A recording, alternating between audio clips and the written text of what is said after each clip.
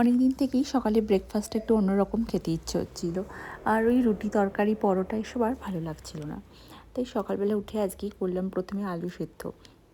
ভাবলাম একটু বেশি করেই বানিয়ে রাখি, কারণ সকালবেলা দেবায়নকে তো এই ব্রেকফাস্টটা দিতে পারিনি, কারণ এত সকালবেলা সব কিছু অ্যারেঞ্জ করতে একটু অসুবিধে হয়।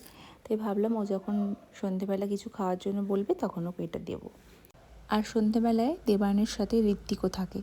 দেবায়ন যখন কানাডা ক্লাস থেকে বাড়ি আসে তখন ঋত্বিকও আসে, দুজনে কিছুটা সময় কাটায়। আর ওই দুজনকেই তখন ভাবিছি আজকে এইটা খাওয়াবো।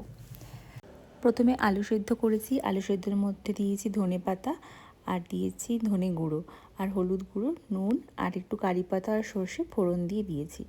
আর এমনিতেও এই ঠান্ডা মেঘলা ওয়েদারে না একটু অন্যরকম কিছু খাবার খেতে ইচ্ছে করে। এই খাবারটাও আমার বাবার ভীষণ পছন্দের। বাবা আসলেই আমি এই খাবারটা বানাই। প্রথম যখন আমি আমার বাবাকে এই বড়া পাও খাইয়েছিলাম, প্রথমে জিজ্ঞাসা করেছিলাম যে এরকম একটা খাবার হয়, তুমি কি খাবে? পাওয়ের মধ্যে বড়াটাকে ভেজে ভরে গ্রিন চাটনি দিয়ে। বাবা বলল বানা দেখি কেমন লাগে।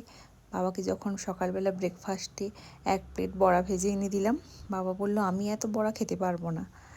তারপরে না আমি যখন বললাম যে দাঁড়াও তোমাকে একটা রেডি করে দিই, আর এটা খাওয়ার পরে বাবা আমার ভীষণ প্রশংসা করেছিল, বলে দারুণ হয়েছে দারুণ।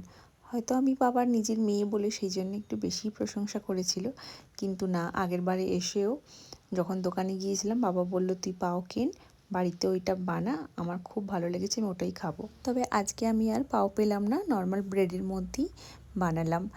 বাড়িতে বানানো এই খাবারটা হয়তো বা দোকানের মতো অত টেস্টি হয়নি, তবে বাড়িতে বানানো যে কোনো খাবারই সবথেকেই বেশি ভালো হয়, তাই তো?